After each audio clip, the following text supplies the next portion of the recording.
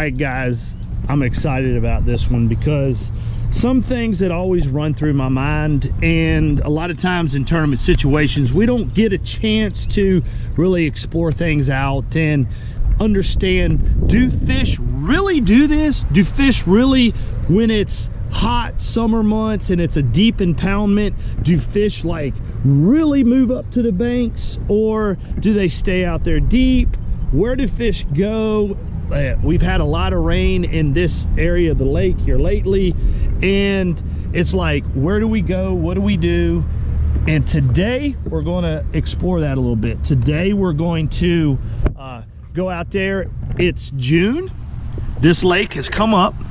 It's muddy, and we're going to go out here. We're actually on Lake Norman, so it's full of a lot of fish, and I figured this would be a great place to come explore, to really see, do fish move shallow in hot times of the year? You know, I don't know. Are we going to have to fish in it where typically they've been in 20 foot? Do we need to go to 8 foot to 10 foot range? Do they just stay out there deep? I don't know. You know, that's why I'm here. That's what I want to explore. We it's starting to mist rain a little bit right now. It's raining, but it's clean a little bit. So I don't know. I really don't know. I know in the clear end of the lake, basically fish just come up and suspend. They kind of stay where they're at. So today we get to do some muddy water fishing in the summertime. Let's see what they do, where they go, if they actually come up here shallow. So right off the Giddy, I can look, and even though it looks fairly muddy, we got a pretty good stain. So I'm gonna say that's probably maybe 1.5 foot visibility, which is not too terribly muddy. It's not bad, but it's not like overwhelmingly muddy.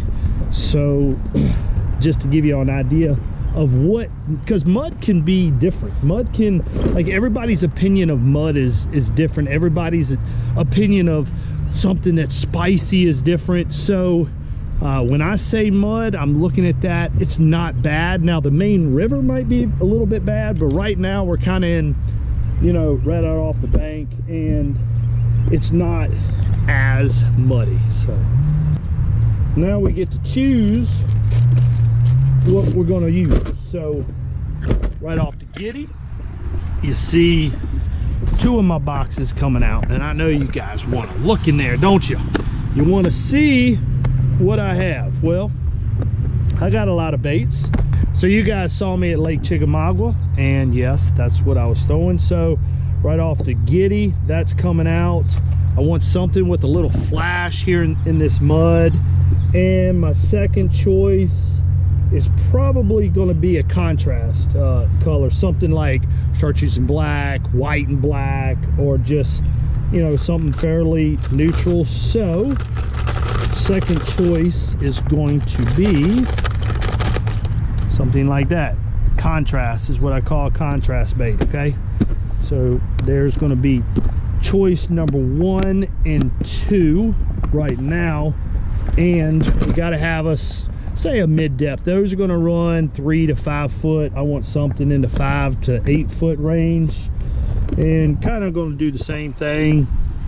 Pick something with a little bit of contrast, which would be this choice, if I can get it. All right, if I can get that out. So we got something with a little bit of flash, and we want something a little bit neutral, which would be this one. So we're going to start off cranking. We're going to see and cover a lot of water and see what we can get going on. All right, guys, this is really cool. Okay, so I just launched the boat. You guys saw it.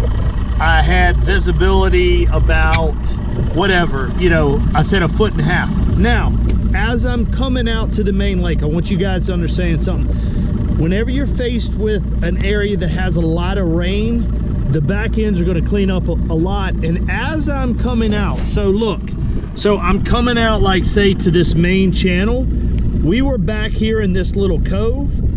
Let me zoom in. We were back here in this little cove, and it was clean. Okay, so clean. But as I'm getting idling out to start fishing, you can see the main channel right here. It is getting chocolate, like the watercolor is turning really muddy. And another clue, okay guys, this is really cool. So you can see, people always want to know what the thermocline looks like. The thermocline is this. You see all this looks like disturbance, okay guys? So you see the bottom and then you see the top, but check this out. Look how all the bait fish, like bait ball, look at that fish streaking down. See how they're all staying above this thermocline? I'm in 30 foot and the thermocline is a 10-foot thermocline. So as you can tell, all the fish are up above, okay? So we're coming out, and my goal is I wanna come out here just to a lot muddier water. It is for my purposes. I know I can go and probably catch some fish back in, say, like these creeks or back in this pocket, maybe where the water's a little bit cleaner. But not all bass migrate to not all bass go like to the clean water. They're not always in search of it. These shad, they're swimming around out there in this muddy water too, or crawdads or whatever it is. So we're gonna go out on this main lake right here, and that is just so cool. Look at the thermocline and look at the fish, okay? I mean, that's amazing. So if you ever are faced with a thermocline condition, and this could be a later video, I don't know, but if you're ever faced with that and you see that, you can pretty much guarantee anything below, from that thermocline down, you're not going to catch many fish, or if any fish at all. The majority of the fish are going to be above the thermocline. That's really cool, guys. I'm glad you got to see that. And you're going to get a stronger thermocline, let's say when you have a big rain or something that's flushing through. I think the county above this lake got 16 inches of rain. So I know a lot of water's pumping through. It's disturbing what's going on in this lake where it was at, and it's just cool to see that. So let's go out here in muddy water, summertime fishing on Lake Norman, and see if we can get something going.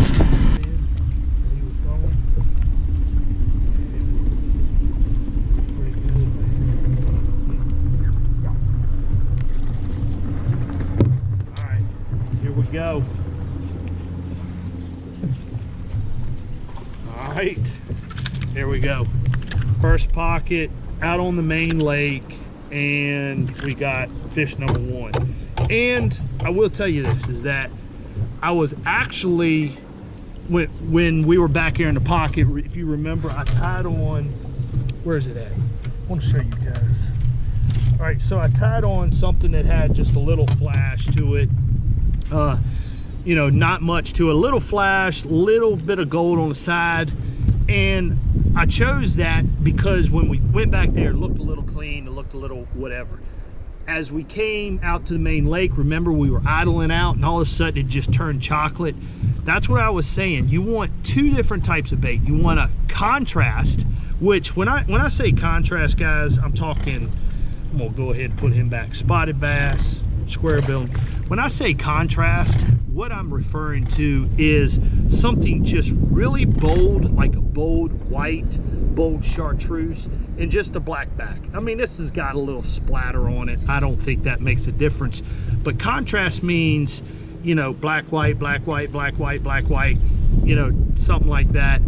Contrast, very obvious. The first pocket we pulled in the mud, and that forces, when you got chocolate mud, it forces fish to come shallower. The cleaner it is, a lot of times they want to stay out there a little deeper. So the choice right now, first fish, I don't know if I'll get any more, is that hopefully we'll get some more bass that are shallow just by heading to muddier water.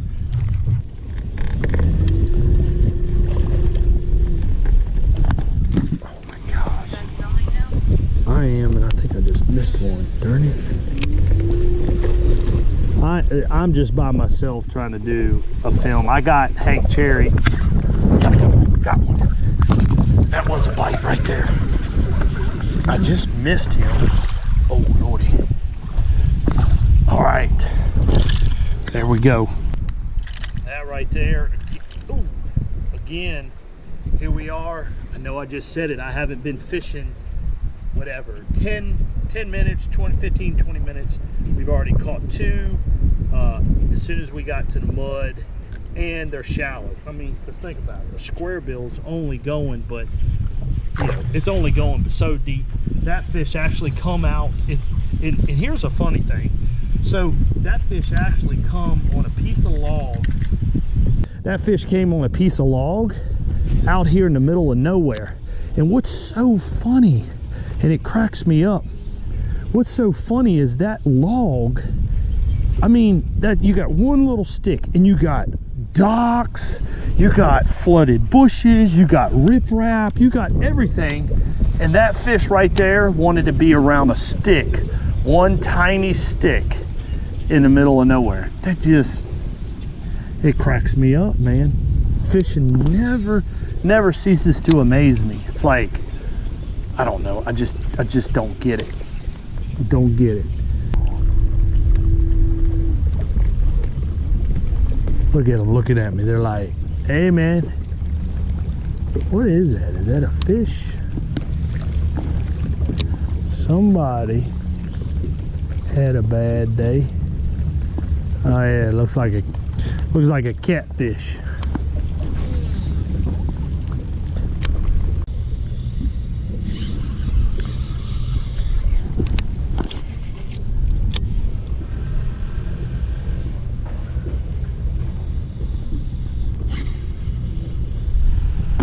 Oh gosh, what a bite. Oh, that's so cool. So he choked it. So what's cool is about that is that here we are in the summer and it's muddy water and he was a foot below the surface. You know, it seems like the muddier the water that we're getting in, the better the bite's getting. And that's actually a good fish right here. That's a largemouth on the end of the tree with the good old-fashioned spinnerbait. Let's see if we get number two.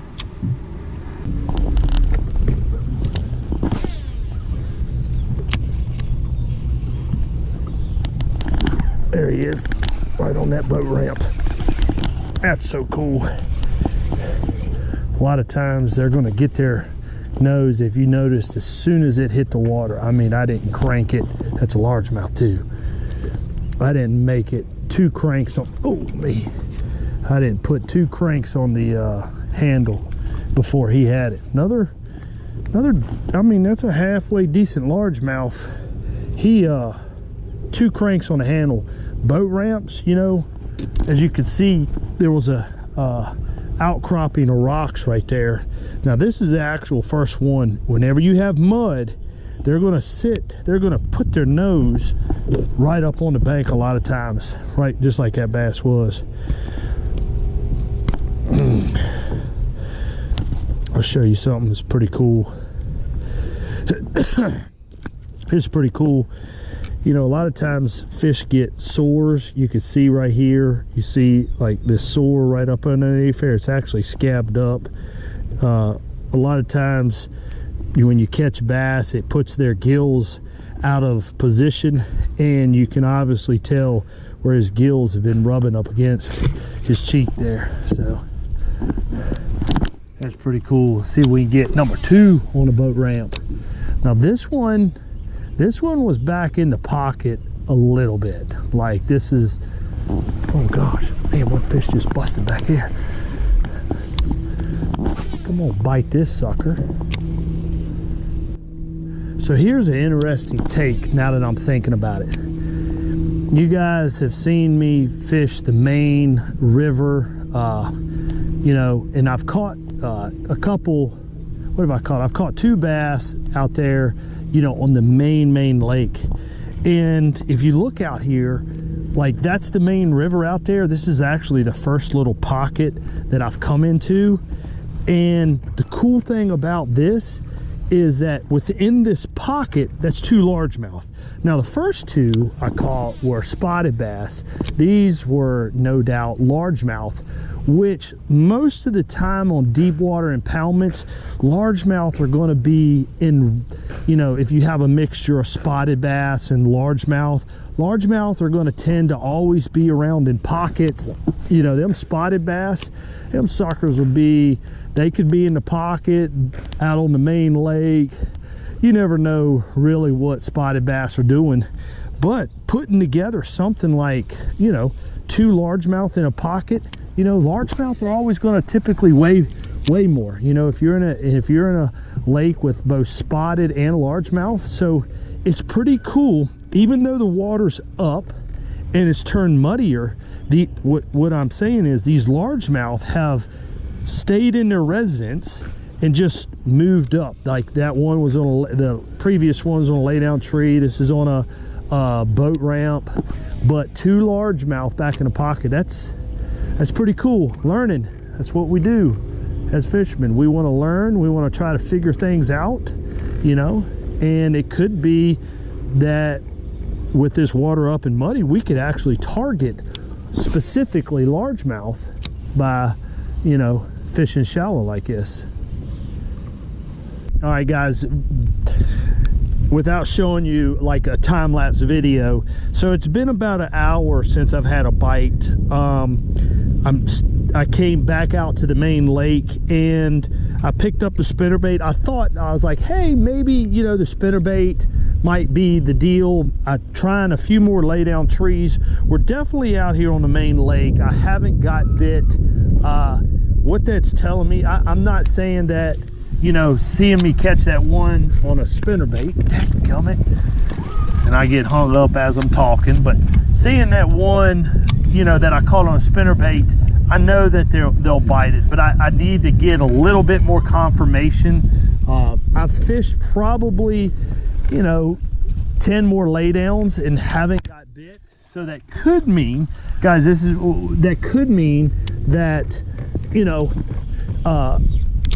that it's just a bait deal. You know, it's very obvious that bass was in that laydown tree, but I've fished at least 10 more out here on the main lake and haven't got bit at all. So I'm trying to figure out, hey, is this just a bait deal, or, you know, do I need to just switch up and maybe concentrate on some more pockets? That's just me trying to work through my brain and help you guys understand, hey, what's going on in your head if this happens. So, you know, right now I'm thinking, hey, I need to do a bait switch of some kind. You know, we know they're biting the square bill because we got quite a few bites on that, so we know that's working. But so I need to be putting this down.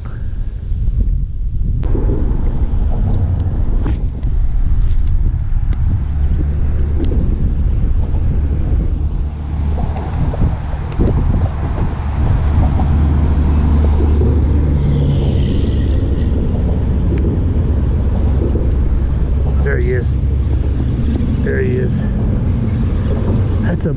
That's just crazy. That's crazy. Muddy water out here in the middle of the lake around a bridge piling, and he wants to bite a crankbait.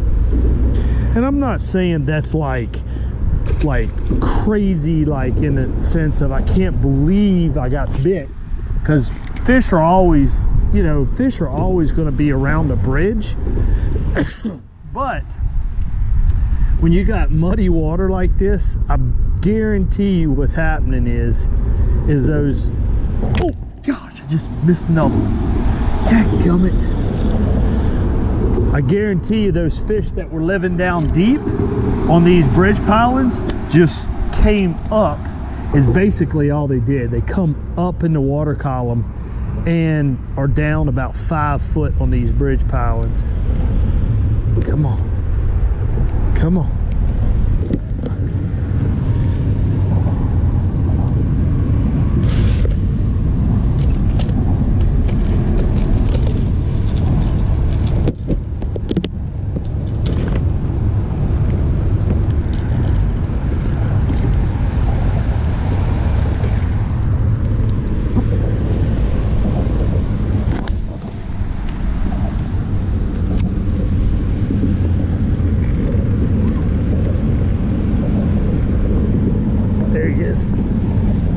cast. First cast. Ah, it got off. Darn it.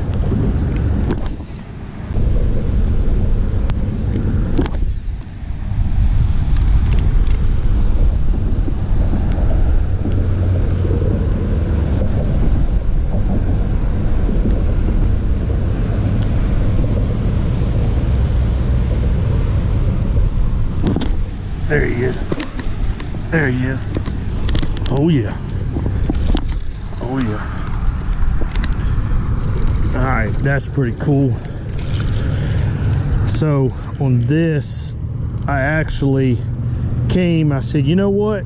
I showed y'all the thermocline earlier where it was at, and we've caught some today, but I was like, you know what? I need to check that 10-foot range. So I put a deeper diving crankbait on, and very obvious, first couple casts I catch one, and which just tells me, you know, I might be able to find big schools of them.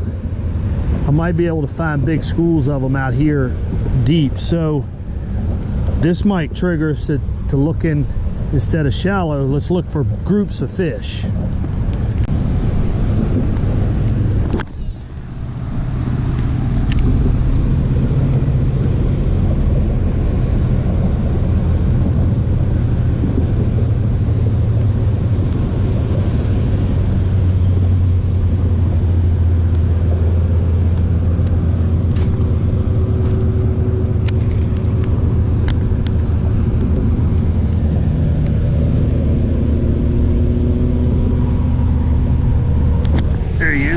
There's another one. That one was actually suspended. There we go. Might be on to something, guys. We might be able to find them things stacked.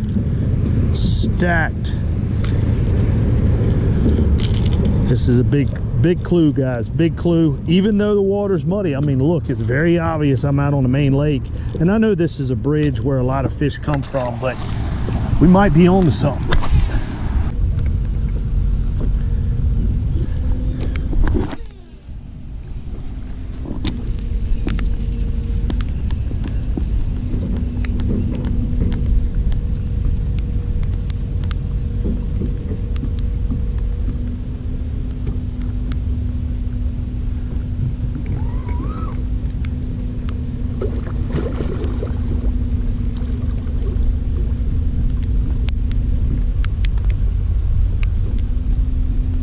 There he is. Oh my gosh, we are figuring them out, guys.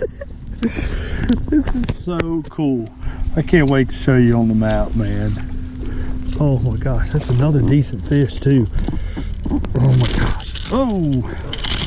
Oh, hello. All right. Oh, this is so cool.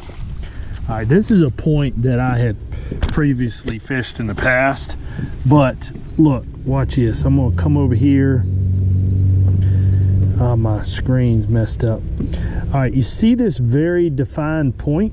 Okay, this is, if I zoom out, we're on the main lake, and because the water's up, they're actually pulling water.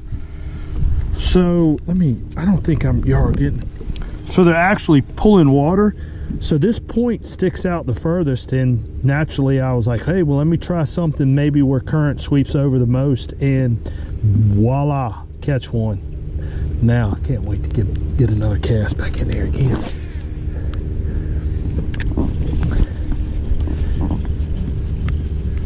All right, guys, this is pretty cool. You saw me just starting to catch some of these bass on some of these points that are sticking kind of farther out into the lake. Put a deeper diving crankbait on, and we actually were running from point to point to point, so we definitely established something that would be pretty consistent. Okay, shallow water, you saw what we were doing, square billing. I tried a little bit. You didn't get to see the time lapse in between where I went an hour without a bite, and then I caught, you know, one, and so there was time lapses. Even though we were catching them, it was good. But one thing, so again, we're out on the main river, and what I've learned is this, is that the bass, there's always going to be fish shallow. And if you've watched some of my previous videos of me talking transitional time, so we're kind of in a transitional time. So if you go back and watch that video, you'll understand how bass spread out. It's not that the fishing is tough, but just bass kind of spread out. So we definitely caught some fish today, shallow. We went out here on some of these long points that kind of stuck further out in the lake. But what we learned is they wasn't like, you know, super deep. Anytime you got muddier water, the fish are going to be up there a little bit shallower, meaning instead of 20 foot, 10 foot. And we started running that 10-foot crankbait and started getting consistent. Guys, I'm going to shut off this video now. Like, it's starting to rain and my GoPros are getting wet and I don't have doors in my GoPros, so I'm going to actually end this video. Guys, I hope you learned something in this video. If you're new to my channel, go back, surf around a little bit. I appreciate you guys subscribing. I hope you learned some. I'm looking at the thermocline here right now. It's just crazy looking at the thermocline. So I hope you guys learned something. I got to get in out of this rain. My equipment's getting messed up. It's getting fried up. So I can't afford no fancy equipment. So here we go. The outro, you guys know it. And I'm out.